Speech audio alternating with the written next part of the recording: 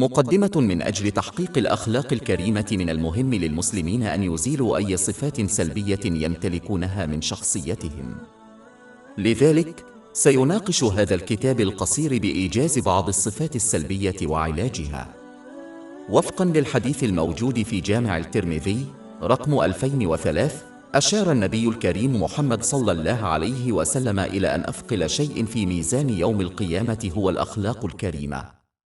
إنها إحدى صفات النبي الكريم محمد صلى الله عليه وسلم التي أثنى عليها الله تعالى في سورة القلم الآية 4 من القرآن الكريم: شباك وإنك لعلى خلق عظيم. لذلك فإن من الواجب على جميع المسلمين أن يتعلموا ويعملوا بتعاليم القرآن الكريم وسنة النبي محمد صلى الله عليه وسلم ليصلوا إلى الأخلاق الحميدة. القلب القاسي. إن السمة السلبية التالية للنفس هي كثرة ارتكاب المعصية دون التوبة الصادقة.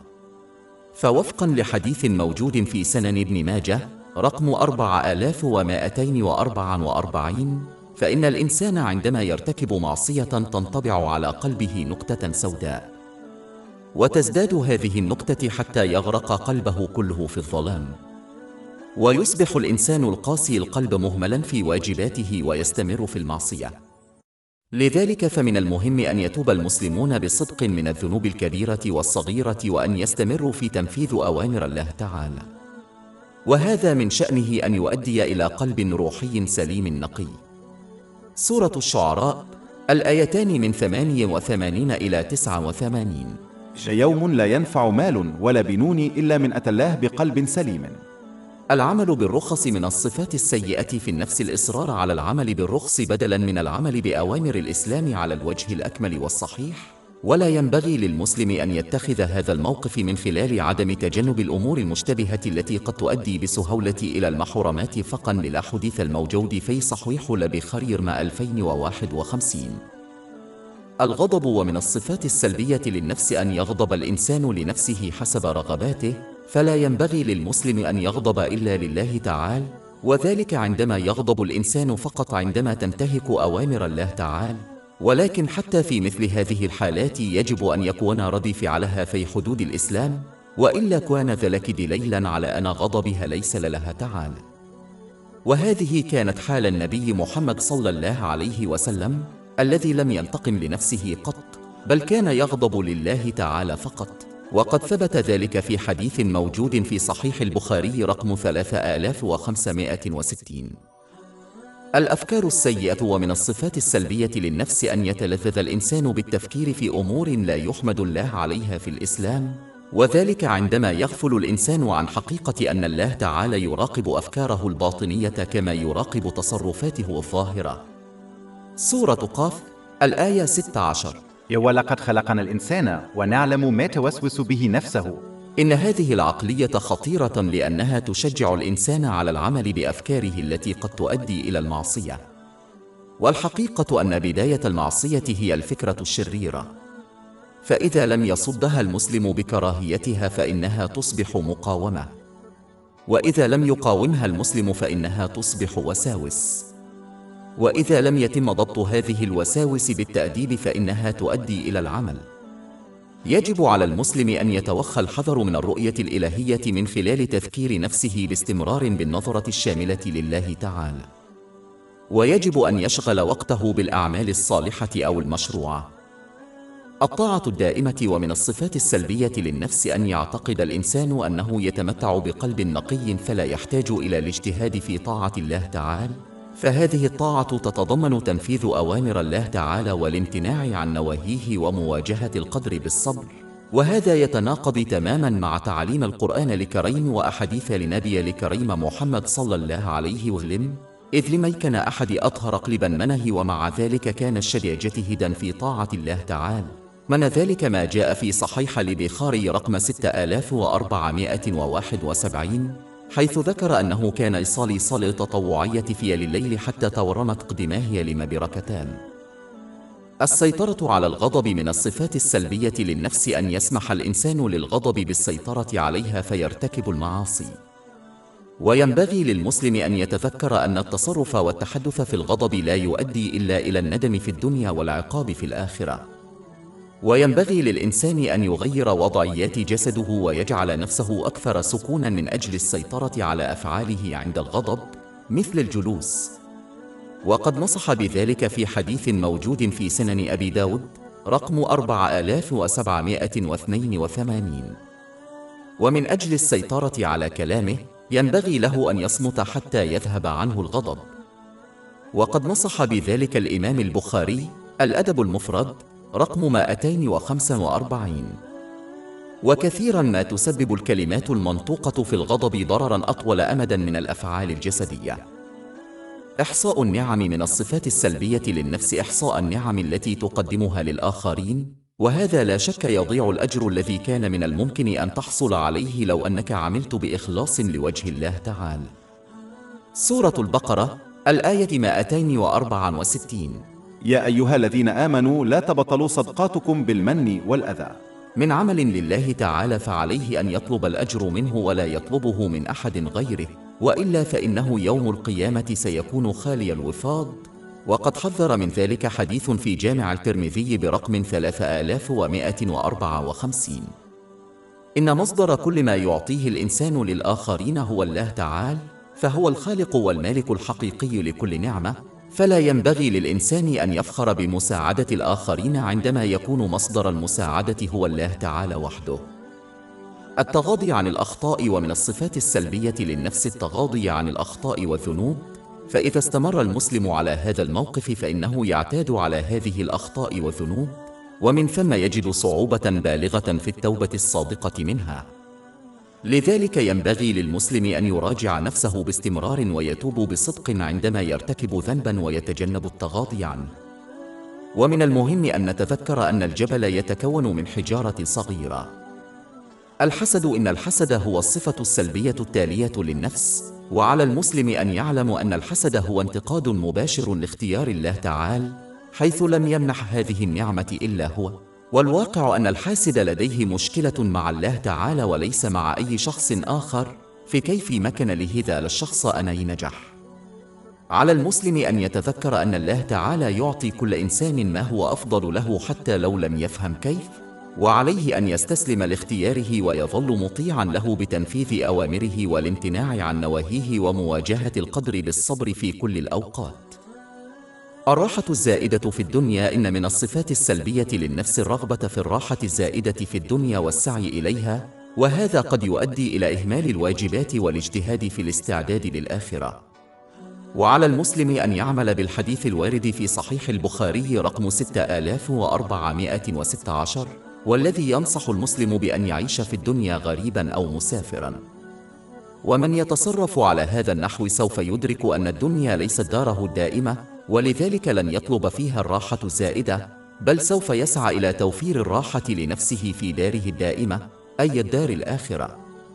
بل إن النبي محمد صلى الله عليه وسلم حذر في حديث وارد في صحيح مسلم رقم 7417 من أن الدنيا سجن للمؤمن، فكيف يستطيع المسلم أن يطلب فيها الراحة الزائدة؟ عندما يعيش الإنسان بعقلية صحيحة فإنه سوف يجد الراحة في الدنيا من خلال راحة البال، ويستعد للآخرة أيضا على النحو اللائق. كشف عيوب الآخرين. إن من الصفات السلبية الأخرى التي تعيب النفس هي حب الإنسان للحديث عن عيوب الآخرين، وعلى المسلم أن يتذكر أن من كشف عيوب الآخرين كشف عن عيوبهم، ومن ستر عيوب الآخرين ستر الله تعالى عيوبهم. وقد ثبت هذا في حديث في سنن ابن ماجه رقم 2546، وعلال مسلم أنا يعمل لنس كما يحب أنا يعملهم في لا كشف عيوب الآخرين بلا يسترى. المدح الكاذب. من الصفات السلبية للنفس أن تغرها المدح الكاذب الذي تتلقاه من الناس، فينبغي للمسلم أن يتذكر أنه يعرف نفسه أكثر من غيره فيما يتعلق بأعماله ونواياه الخفية، لذلك فلا ينبغي له أن يغره مدح الناس، بلجب أن يدرك أنه لن ينقذه من عذاب الله تعالى، فهو أعلم بأفعله ونواياه.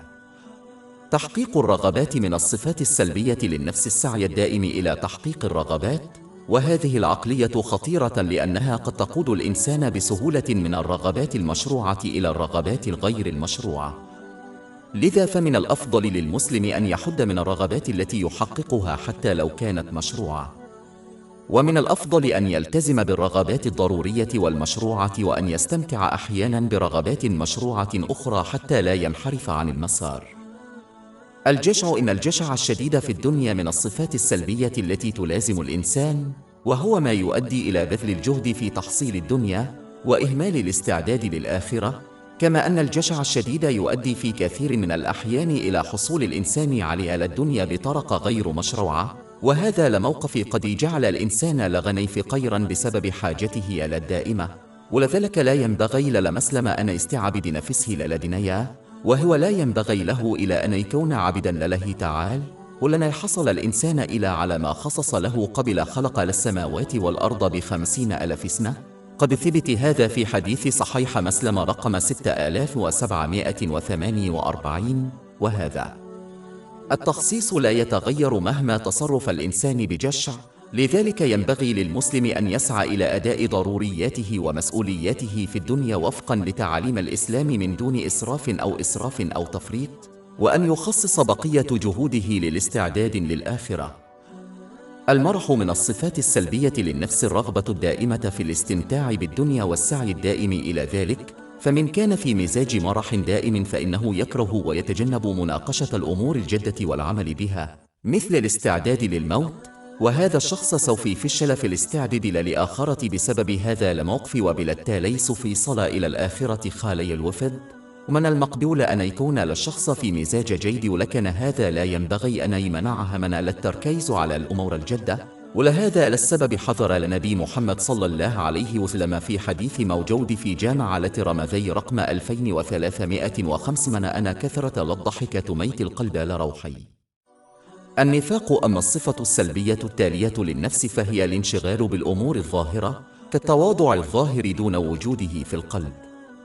ويجب على المسلم أن يتذكر حديث النبي محمد صلى الله عليه وسلم الموجود في صحيح مسلم رقم 6542، وهو يبين أن الله تعالى لا ينظر إلى ظاهر الإنسان، بل ينظر إلى قلبه أي باطنه. والتواضع الظاهر دون وجوده في القلب نوع من النفاق يجب على المسلمين تجنبه. والأهم من ذلك أن يركز المسلم على تصحيح باطنه ثم ينتقل إلى ظاهره.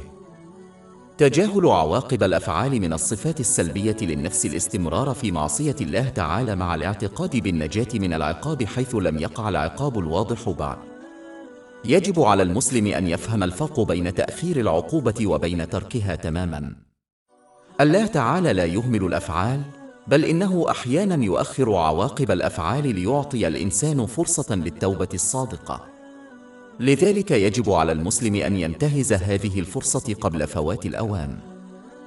الفرح بالطاعة. ومن الصفات السلبية للنفس أن يقوم الإنسان بالواجبات الدينية دون أن يجد فيها متعة، وهذا لا يعني أن الإنسان لا يشعر بأي صعوبة، فبعض الواجبات الجسدية كالصيام قد تكون صعبة، وهذا يعني أنه بعد إتمام العمل لا يشعر بالسعادة لأنه قد أعطي القوة لأدائه، وقد يكون هذا بسبب عدم الإخلاص في النية. لذلك يجب على المسلمين أن يجتهدوا ليس فقط في أداء الأعمال الصالحة، بل الأهم من ذلك أن يؤدوها بنية صحيحة، أي إرضاء الله تعالى. الكسل. إن الصفة السلبية التالية للنفس هي أن يكسل الإنسان ويبتعد عن الأعمال الصالحة التطوعية التي اعتاد القيام بها، والأسوأ من ذلك أن لا يبالي المسلم بهذا السلوك، والأعظم من ذلك أن لا يشعر المسلم بسلوكه الكسول بسبب غفلته، والأسوأ من ذلك أن يعتقد أنه يجتهد في طاعة الله تعالى مع أنه أصبح أكثر كسلاً. وقد يحدث هذا عندما لا يظهر المسلم شكره لله تعالى على منحه المعرفة والقوة والإلهام والفرصة للقيام بالأعمال الصالحة. إن عدم الشكر قد يؤدي إلى نزع النعم مما يؤدي إلى الكسل. يجب على المرء أن يتأكد من إظهار الشكر باستخدام النعم التي أعطيت له كما وصفها الله تعالى، حتى يمنح المزيد من النعم التي تمنعه من الكسل. سورة إبراهيم الآية 7. وإذ تأذن ربكم لئن شكرتم لأزيدنكم. إن الكسل الجسدي قد يكون بسبب الإفراط في الأكل والشرب، فعندما يأكل الإنسان أكثر من اللازم فإنه يقوي شهواته مما يجعله يتكاسل عن الطاعات، لذلك يجب على الإنسان أن يتبع خطى السلف الصالح في تجنب الإفراط في الأكل، وهذا سوف يفيدها في صحتها الجسدية والروحية. تجنب الإفراط في الأكل يضاعف الشهوات مما يزيل الكسل. وفي الواقع إذا تبع لمسلم نصيحين لنبي محمد صلى الله عليه وسلم الموجودة في جامعة رمضي رقم 2380، فإنها استمنع الكسل وتقيها من العديد من أمراض الجسم، ذلك بتقسيم لمعدة إلى 3 أجزاء في ملأ جزء بالطعام وثلث بالماء والثلث المتبقي يجب تركه فارغا، ويمكن تحقيق ذلك من خلال الامتناع عن الأكل أو الشرب قبل الشبع. ويمكن أيضا علاج كسل الإنسان من خلال تذكير نفسه باستمرار بمدى محدودية الوقت. إذا لم يستغل الإنسان وقتها في سوف يغادر هذه الدنيا خالي اليدين ومعه ندم شديد. هذه الفكرة يمكن أن تلهم الإنسان للتوقف عن الكسل والاجتهاد في الأعمال الصالحة. القيادة بالقدوة من الصفات السلبية للنفس أن ينصح الإنسان الآخرين ويهمل العمل بما تعلمه بنفسه. ففي أغلب الأحوال يرغب مثل هؤلاء الناس في الشهرة فقط، فينشغلون بذلك الأمر الذي يجعلهم يهملون أنفسهم. ومن المهم أن يسعى المسلمون بصدق إلى إصلاح أنفسهم بالعمل بما تعلموه، ثم مساعدة الآخرين بنصيحتهم. بل إن العمل بنصيحته الشخصية يكون له تأثير أكبر على سلوك الآخرين من مجرد النصيحة بالكلام. وهذا لا يعني أن الإنسان يجب أن يحصل على الكمال قبل أن ينصح الآخرين، بل يعني أن عليه أن يحاول بصدق العمل بنصيحته الشخصية ثم ينصح الآخرين. طاعة الناس. الصفة السلبية التالية هي طاعة الناس في الأمور التي تؤدي إلى معصية الله تعالى. يتصرف الشخص بهذه الطريقة لأنه يعتقد أن الآخرين يمكنهم بطريقة ما منحه نفعاً أو حمايته من بعض الأذى. في الواقع الوحيد الذي يمكن أن يمنح الشخص هذا هو الله تعالى. إذا أطاع المسلم الناس وعصى الله تعالى، فإن الله تعالى سيقلب الناس ضده ولن يحميه من آثارهم السلبية. ولكن إذا أطاع شخص الله تعالى حتى لو كان ذلك يغضب الناس، فإن الله تعالى سيحميه من آثارهم السلبية حتى لو لم تكن هذه الحماية واضحة له. سورة يونس الآية 107. وإن يمسسك الله بضر فلا كاشف له إلا هو، وإن يردك بخير فلا راد لفضله يصيب به من يشاء من عباده. يجب على المسلم أن يفهم أن الناس يعتمدون كلياً على الله تعالى. في الواقع من لا يكتفي بنفسه لا يستطيع تلبية احتياجات الآخرين. يستخدم الله تعالى بعض الناس فقط لتلبية احتياجات الآخرين، ولكن مصدر النعم هو الله تعالى فقط. لذلك إذا أطاع المرء المصدر والذي يتضمن تنفيذ أوامره والامتناع عن نواهيه ومواجهة القدر بالصبر، فسوف يكسب دائما الدعم. ولكن إذا عصى المصدر فلن يستفيد من شخص آخر يحتاج هو نفسه إلى دعم من الله تعالى. هذا مثل المسافر الضال الذي يطلب الاتجاهات من مسافر آخر ضال. سورة آل عمران الآية 175. فلا تخافوهم واخشون. ملاحظة عيوب الآخرين. ومن الصفات السلبية للنفس أن يشتغل الإنسان بتقييم عيوب الآخرين إلى حد الغفلة عن عيوب نفسه. فمن كشف عيوب الآخرين وجد الله تعالى يكشف عيوبه ويعيبه علنا، وقد ثبت ذلك في حديث في سنن ابن ماجه رقم 2546: من غفل عن عيوب نفسها فعليها أن يستر عيوب الآخرين حتى يستر الله تعالى عيوبه. ولا أهم من ذلك أن يتأمل لمسلم في شخصيتها ويجتهد في إزالة الصفات السلبية من خلال اكتساب المعارف الإسلامية والعمل بها. الإصرار على المعصية. إن أول صفة سلبية في النفس هي أن يقوم الإنسان بأعمال تطوعية ثم يصر على المعصية دون توبة صادقة. ومن المهم أن لا يستهين المسلمون بتأثير المعصية حتى لو كانت صغيرة، وأن يتذكروا أن الجبال من أحجار صغيرا. كما أن ترك المعصية أهم من القيام بالأعمال التطوعية، لذلك يجب على المسلم أن يركز على ترك المعصية مع أداء الفرائض ثم يتبع ذلك بالأعمال التطوعية، وهذا من شأنه أن يجعله محبوبا عند الله تعالى. وقد ثبت ذلك في حديث في صحيح البخاري 6502. المدح والنقد. ومن الصفات السلبية للنفس المبالغة في المدح والذم، وذلك بأن يبالغ الإنسان في مدح الآخرين عند رضاهم أو ينتقدهم عند سخطهم، وهذا يحدث عندما يبالغ الإنسان في مدح الآخرين وذمهم حسب رغباته وأهوائه، وليس حسب تعليم الإسلام. أي أن الإنسان يجب أن يمدح من مدحه الله تعالى ويذم من ذمهم الله تعالى دون أن يتجاوز الحدود بالكذب في المدح أو إهانة الآخرين عند النقد. ويجب أن يكون النقد دائما بناء وبأسلوب لطيف في السر، ومن يخالف هذا الأسلوب يحرج الآخرين وبالتالي يبعدهم عن قبولنا الحقيقة. إن مدح الآخرين طريقة جيدة لتشجيعهم على المزيد من الخير، وخاصة الأطفال، ولكن يجب أن يتم ذلك في حدود، ولا ينبغي للإنسان أن يبالغ في مدح الآخرين بالكلام الفارغ أو الكذب. التشكيك في القدر. إن السمة السلبية التالية للنفس هي عدم الامتنان للاختيارات الإلهية وإرشادات الله تعالى. يجب على المسلم أن يفهم حقيقة مفادها أنه لا يعرف إلا المظهر الخارجي للأشياء، وهو قصير النظر للغاية في ملاحظة عواقب اختياراته، في حين أن الله تعالى يعلم ما يكمن في الداخل وعواقب كل شيء. لذلك فإن اختيار الله تعالى وقضائه سيكونان دائما أعلى من اختيار عبده. إذا كان الشخص قد حقق رغباته دائما، فسوف يدمرها في النهاية. إن عدم الرضا باختيار الله تعالى لن يغير اختياره، لن يؤدي إلا إلى غضب الله تعالى.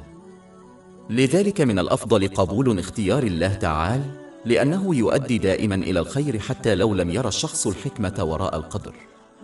سورة البقرة، الآية 216. وعسى أن تكرهوا شيئا وهو خير لكم، وعسى أن تحبوا شيئا وهو شر لكم، والله يعلم وأنتم لا تعلمون. رفض الحقيقة. من الصفات السلبية للنفس أنها لا تفضل الحقيقة عندما تتعارض مع رغباتها، وقد يزداد الأمر سوءا عندما يسعى الشخص وراء كل رغباته وخاصة غير المشروعة. لذلك يجب على المسلم أن يتبع الرغبات المشروعة فقط، ويحاول جاهدا تجنب الرغبات الغير الضرورية، لأنها قد تجعله يقع في حب رغباته. هذا الحب سيمنعه من قبول الحقيقة عندما تعرض عليه إذا كانت تتعارض مع رغباته المحبوبة. يجب على المسلم دائما قبول الحقيقة والعمل بها دون الاهتمام برأيه أو مشاعره. من الصفات السيئة في النفس طلب الزعامة والشهرة بالعلم، ومن ذلك الافتخار بالعلم والتباهي به، وهي صفة خطيرة قد تقود صاحبها إلى النار، وقد ثبت ذلك في حديث في سنن ابن ماجه رقم 259. ويمكن علاج ذلك بفهم أن كل ذرة علم أو أي نعمة يمتلكها الإنسان قد وهبها الله له، فبدلا من الافتخار ينبغي للإنسان أن ينشغل بشكر الله تعالى على حمايته من الجهل، بل إن من افتخر بعلمه فهو جاهل، لأن العلم للنافع يزيد الإنسان تواضعا وخشوعا لله تعالى. سورة فاطر، الآية 28. إنما يخشى الله من عباده العلماء. طلب الأجر من الناس. إن الصفة السلبية التالية للنفس هي طلب الأجر من الناس بعد مساعدتهم. وينبغي للمسلم أن يفهم أنه إذا عمل من أجل الناس فلن ينال أجرا من الله تعالى، بل إن حديثا موجودا في جامع الترمذي رقم 3154 يقول: يوم القيامة سيقال له أن يطلب أجره من الناس الذين عمل لهم، وهذا غير ممكن. فقط عندما يعمل المسلم من أجل الله تعالى سينال أجره منه. والدليل على صحة هذه النية هو عدم طلب الأجر أو الشكر من الآخرين بعد مساعدتهم. سورة البقرة، الآية 264. يا أيها الذين آمنوا لا تبطلوا صدقاتكم بالمن. الإعجاب بالنفس. ومن الصفات السلبية للنفس أن يرى الإنسان أن أعماله الصالحة طيبة في حين يستخف بجهود الآخرين وأعمالهم الصالحة. وعلى المسلم أن يدرك أن كل خير يملكه أو عمل صالح يقوم به لا يمكن أن يتم إلا برحمة الله تعالى في صورة الإلهام والمعرفة والقوة والفرصة للقيام بالعمل الصالح. ولذلك عليه أن يظل شاكرا لله تعالى بدلا من الاستخفاف بأعمال الآخرين، لأن هذه الرحمة يمكن أن تنتقل بسهولة إلى الآخرين. كما يجب على الإنسان أن يضع في اعتباره أن نتيجة حياته أو حياة الآخرين غير معروفة له، فربما يموت والله تعالى غاضب عليه، وربما يرحل من يستخف به عن الدنيا والله تعالى راض عنه. فلا ينبغي لهم أن يفتخروا بشيء يملكونه أو يفعلوه، بل عليهم أن يلجأوا إلى الله تعالى من سوء المصير، وذلك بالطاعة الصادقة له، والتي تتضمن تنفيذ أوامر الله تعالى والابتعاد عن نواهيه، ومواجهة القدر بالصبر. الشفقة على الذات من الصفات السلبية للنفس، أن يتحلى المسلم بالشفقة على الذات، وهذا قد يؤدي إلى صفات سلبية أخرى مثل جحود الجميل. ومن المهم أن يتذكر المسلم دائما نعم الله التي لا تعد ولا تحصى التي يملكها. والحقيقة أن فهم أن فقدان نعمة والحصول على نعم أخرى لا تعد ولا تحصى هو أمر يجب على كل المسلمين أن يكونوا شاكرين له. سورة النحل الآية 18. وإن تعدوا نعمة الله لا تحصوها. إظهار الشكر. ومن الصفات السلبية للنفس أن يعتقد الإنسان أنه يحتاج إلى الصبر، في حين أنه في الحقيقة يجب عليه أن يظهر الشكر لله تعالى. فعندما يواجه الإنسان صعوبة عليه أن يتذكر النعم العديدة التي لا تزال لديه، وعليه أن يتذكر أن الله تعالى لا يقضي إلا بالخير لعباده حتى ولو لم يروا الحكمة وراء الاختيار فوراً. سورة البقرة الآية 216. وعسى أن تكرهوا شيئا وهو خير لكم، وعسى أن تحبوا شيئا وهو شر لكم، والله يعلم وأنتم لا تعلمون. هذه الحقائق ستلهمك لإظهار الامتنان حتى في المواقف الصعبة، حيث يتوقع معظم الناس منك إظهار الصبر. الرياء. من الصفات السلبية للنفس الرياء للناس، ويجب على المسلم أن يدرك أنه إذا عمل من أجل الناس فلن ينال ثوابا من الله تعالى في الدنيا ولا في الآخرة، بل إن هؤلاء سيقال لهم يوم القيامة بحسب الحديث الموجود في سنن ابن ماجه رقم 4203: أنا طلب وثوابهما من الناس الذين عملوا من أجلهم، وهذا غير ممكن. والواقع أن إرضاء الناس مع معصية الله تعالى أمر سخيف، لأن الناس لن يستطيعوا حمايتهم من الله تعالى.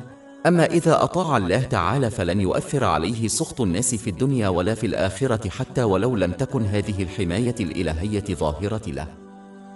الإفراط في الكلام. ومن الصفات السلبية للنفس كثرة الكلام، وذلك لرغبة الإنسان في لفت انتباه الناس إليه أو لعدم إدراكه لخطورة الكلام الفارغ والخبيث. وعلى المسلم أن يعلم أن كلامه مسجل وأنه سيحاسب عليه. سورة قاف الآية 18. ما يلفظ من قول إلا لديه رقيب عتيد. ينبغي للمرء أن يتذكر دائما حديث النبي محمد صلى الله عليه وسلم الموجود في سنن ابن ماجه رقم 3970، وهو يحذر من أن كلمة سيئة واحدة فقط كافية لإسقاط المرء في الجحيم يوم القيامة. في الواقع، وفقا لحديث موجود في سنن ابن ماجه رقم 3973، فإن الكلام هو السبب الرئيسي لدخول الناس إلى الجحيم يوم القيامة. من الأفضل لكل مسلم أن يعمل بنصيحة النبي محمد صلى الله عليه وسلم القصيرة ولكن البعيدة المدى الموجودة في صحيح البخاري رقم 6018. نصح المسلمين إما بالتحدث بحسن الكلام أو الصمت. سورة النساء الآية 114.